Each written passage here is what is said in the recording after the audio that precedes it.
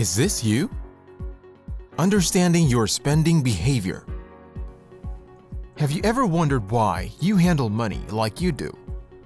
We normally associate what we earn with how much we spend and how we spend it. However, this is not the case. When it comes to spending, we are emotional creatures of habit. Our spending patterns often reflect what's going on in our heads at the time. That's why buying the groceries can be such a bore. It's not nearly as much fun as going shopping for stuff we want to buy, as opposed to stuff we have to buy to survive. It is this area of discretionary spending or buying stuff where such a lot of seemingly sensible and level-headed people have some quite different attitudes to money. We have identified 7 common spending personalities. See if you can identify with any of them. The first type of spender is a money avoider. You may not admit it out loud, but deep down you believe that you do not deserve money or that money is bad, and possibly even the root of all evil. So the less of it you have, the better off you'll be. It is common for people who always struggle to attract money or to keep money to develop this belief early on in life. This negative attitude towards money can be acceptance of your perceived lot in life. Of course, if you think this way, it quickly becomes a self-fulfilling lifetime prophecy. The feel-good spender. Spending makes you feel better. Your impulsive overspending could be your way of compensating for feelings of low self-esteem. If you don't feel good about yourself, or if you're feeling down, an overindulgence in retail therapy can be your way of making yourself feel better. Until you receive your credit card statement, that is.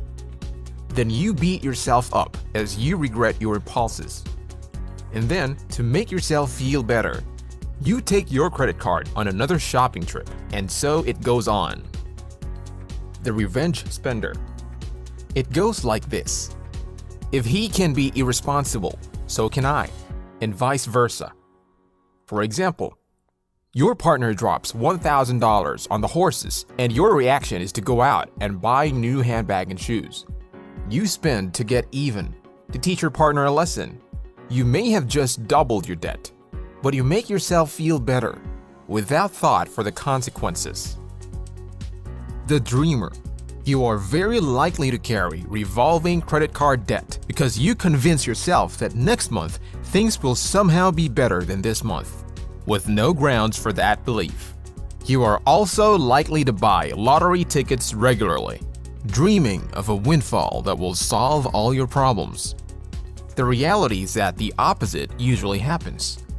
The dreamer's debt continues to grow as you ignore the consequences of overspending and fall into the monthly routine of unjustified super-optimism.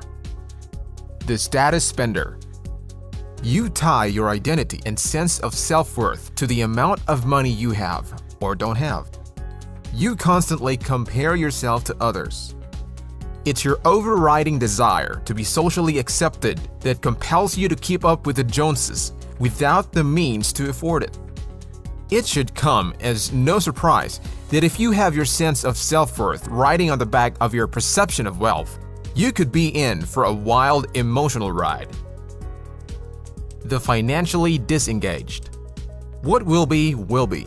You have no interest in managing personal finances, either today or into the future. Hence, you do not keep track of spending and do not take responsibility for your spending. It is what it is. When the household finances get a bit tough, you find a way to cope. You have no second thoughts about using a credit card or personal loan as another source of income. Whatever it takes on that day, right? Wrong. If it hasn't done so already, your apathy will one day bite you hard. The sneak. If you or your partner are hiding a narcissistic behavior, such as problem drinking, gambling, drug taking, or having an affair, the spending typically remains hidden so that friends, family, and the outside world cannot detect the secretive behavior.